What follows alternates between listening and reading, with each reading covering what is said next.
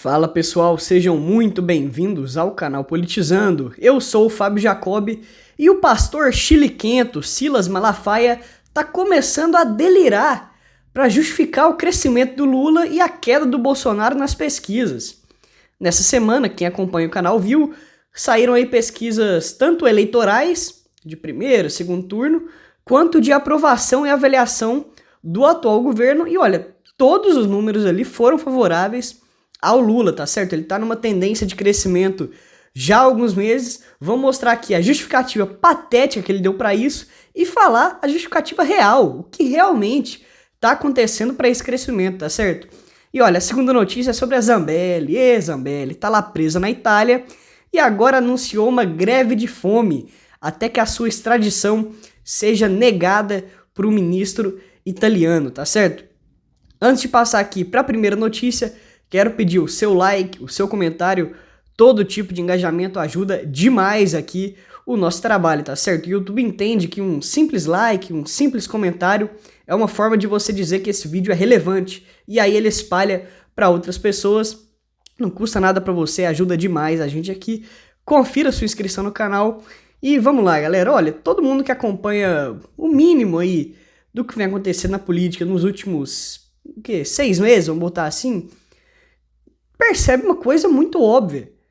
O Eduardo Bolsonaro, com essa estratégia kamikaze dele nos Estados Unidos contra o Brasil, impulsionou a popularidade do governo Lula e tem enterrado cada vez mais o campo bolsonarista como um todo. Assim, ele vai lá uma semana, foca no Tarcísio, mete o pau no Tarcísio lá, na outra, mete o pau no Valdemar Costa Neto, que é o presidente do partido que ele tá, que o pai dele, Jair Bolsonaro, tá. Já deu declarações aí falando, inclusive, que concorreria contra o Flávio Bolsonaro, só não concorreria se ele fosse cabeça de chapa. Diz que não apoia a Michelle ali numa chapa para a presidência também, que concorreria contra ela. Enfim, uma estratégia completamente maluca ali, indo contra aliados históricos, inclusive dentro da família dele. Uma coisa que eu tenho dificuldade de entender, inclusive, os motivos, mas é essa coisa do ego, né? O ego dele tá inflado demais, ele pegou gosto pela ideia de ser presidente, ser candidato a presidente, na verdade, e vai fazer tudo para conseguir isso, tá certo? E aí acontece que o pastor Silas Malafaia, que é um bolsonarista de carteirinha, duvido que você não conheça, olhou para isso tudo e teve outra visão. Vamos ver aqui o delírio dele. Matéria do Metrópolis. Aliado de primeira hora do ex-presidente Jair Bolsonaro, o pastor Silas Malafaia avaliou à coluna nesta quarta-feira, dia 8, que a trajetória de recuperação do governo Lula nas pesquisas se deve a 3 fatores. 1. O silenciamento do ex-presidente por ordem do STF. 2. A omissão da mídia. 3. A indefinição sobre quem será o candidato da direita ao Palácio do Planalto em 2026. Pesquisa Genial Quaest, divulgada na quarta-feira, mostrou que 48% dos entrevistados aprovam o governo Lula e 49% desaprovam. O resultado confirma a tendência de melhora dos números iniciada em julho. Pois é, quem olha só isso aqui fala, mas a desaprovação ainda está maior que a aprovação. Sim, porém a tendência é de crescimento. Tá aí agora empatado na margem de erro, já teve numa distância, olha, discrepante, se eu não me engano, por volta de 12 pontos ali.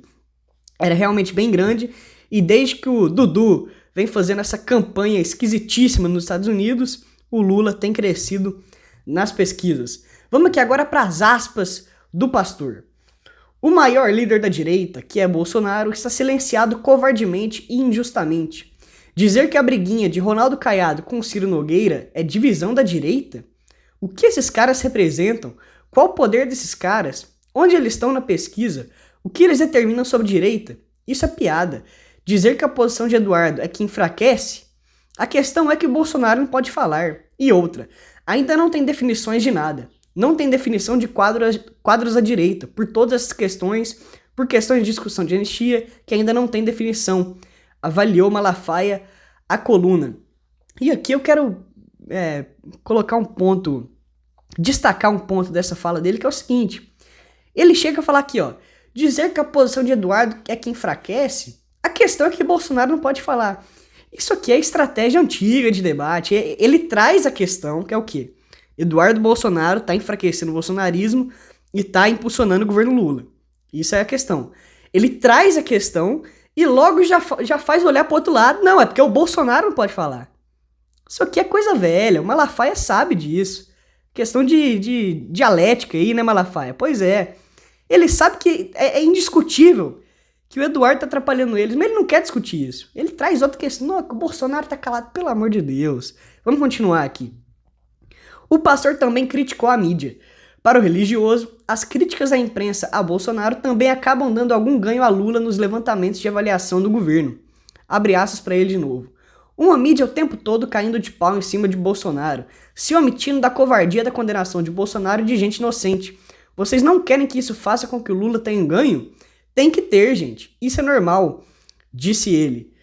Olha, vamos lá, né? Ele queria então que a mídia fosse uma grande Jovem Pan, né? Que tapa o buraco aí para as coisas que fedem aí dentro do bolsonarismo e passa uma maquiagem e vende como uma coisa linda. Por favor, né? É uma utopia bolsonarista que o pastor Silas Malafaia quer.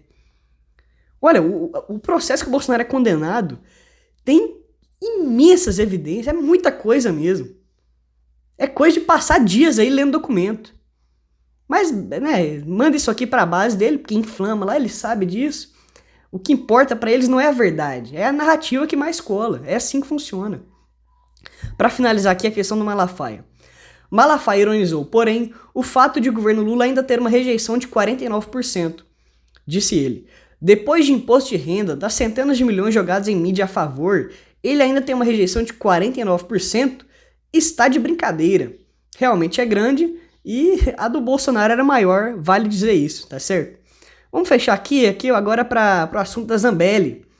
Ela, lembrando, né, tá presa na Itália e agora anunciou uma greve de fome enquanto o ministro ali não negar a extradição dela ao Brasil. Vamos aqui para a matéria.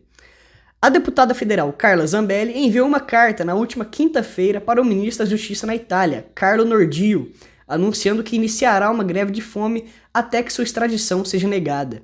Disse ela, por ter certeza absoluta que o senhor não tomou a melhor decisão, começo hoje uma greve de fome que só o senhor pode acabar, negando a minha extradição, o que me colocará em liberdade, que é o correto, fecha aspas, é o que disse a Zambelli. Na carta, a parlamentar afirma estar sendo vítima de uma perseguição política e ainda indicou que a decisão do ministro a colocaria de mãos dadas com o próprio demônio, palavras aí da Carla Zambelli. Olha, eu li essa carta, ela postou no Instagram dela, se não me falha a memória, são umas 5 páginas ali de carta, a matéria resumiu bem aqui. A postura dela ali é uma coisa esquisitíssima, viu? Olha, ela... Tem alguns momentos ali que ela escreve alguma palavra direcionadas provavelmente ao ministro Alexandre de Moraes, que aí ela colocou uma tarja assim pra não conseguir ler e em cima é escrito censura. Aí eu fiquei pensando, censura, mas ela mandou da cadeia direto pro ministro italiano. Censura, vamos lá, é uma autocensura então. É um delírio tão grande que eles estão se autocensurando e daqui a pouco vão culpar o governo, o Moraes. É impressionante, cara. É impressionante. Ela tirou a palavra da carta que ela publicou, ela escolheu não publicar a palavra e aí ela colocou que é censura. Parece uma sketch, assim, parece um Zorra Total. Parece uma coisa que você veria, não sei quem acompanha aí, o Falha de Cobertura. É um nível de delírio que é uma coisa louca, assim. E outra coisa muito interessante dessa carta é a agressividade dela com o ministro que ela tá se referindo, cara. Ela tá mandando uma carta pra ele e ela é extremamente agressiva com o cara. Porque você se aliou com esse, com aquele que apoia terrorista, Hamas. Olha, se a intenção dela com essa carta é ter um aceno positivo do ministro, eu acho que chegar na voadora, assim como ela chegou, não é a postura mais correta. Chega a ser engraçado, realmente. É uma coisa de trapalhões. É impressionante.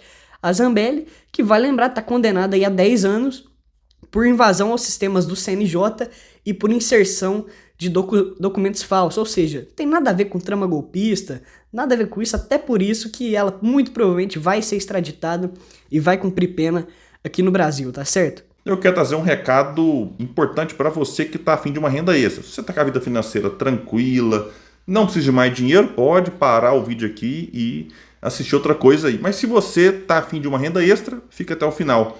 E eu não falo aqui de aposta, de bet, de tigrinho, de jogo, não. Tô falando de trabalho. Eu vou deixar um link de WhatsApp aqui embaixo, você vai abrir o comentário, vai ter lá um link, você clica, você vai ser redirecionado para o WhatsApp normal aí, e vai falar com o Clayson, que certamente você conhece, é um youtuber progressista bastante famoso. Ele vai te mandar lá explicando direitinho. E é o seguinte, tem muita gente se dando bem com isso. William, você promete que eu vou ficar milionário? Não prometo. Mas é uma renda que pode ser importante para você, como tem sido, por exemplo, a Maia Fernandes. A Maia começou em 2 semanas. Todo começo é difícil, vocês sabem disso. Tudo que você vai fazer no começo não é fácil. Abre uma empresa, você vai criar um canal no YouTube, você vai sair para vender picolé na rua. No começo não vai ser fácil, até que você pega o jeito de oferecer o picolé, de criar um vídeo, de vender na empresa, vai ser difícil. E a Maia, nos primeiros 15 dias, já tirou quase $60, o que dá aí mais de R$300 em menos de 2 semanas. Já o Carlos Matos continua trabalhando no emprego dele normal, trabalha lá na fábrica. Quando ele chega em casa, pega o telefone, home office, vai trabalhar. Tirou aí $643, o que dá mais de R$3.200. A Cláudia Oliveira, essa já abandonou o trabalho, está dedicando com exclusividade a esse novo trabalho aqui que a gente está oferecendo para vocês. E ela está tirando aí na casa de $3.000 por mês, o que dá mais de R$16.000. Então, estou trazendo aqui 3 exemplos, poderia trazer milhares, né, de exemplos. E vou deixar o link aqui embaixo, se você tiver interesse, clica aí e bora saber mais a respeito, porque pode ser que seja algo muito importante na sua vida, aí, como tem sido na de outras pessoas. Pessoal, então é isso, eu fico por aqui. Quem puder, espalhe e compartilhe o vídeo. Vamos trazer mais pessoas para cá, porque aqui nós lutamos por um Brasil melhor. Até mais, gente. Valeu!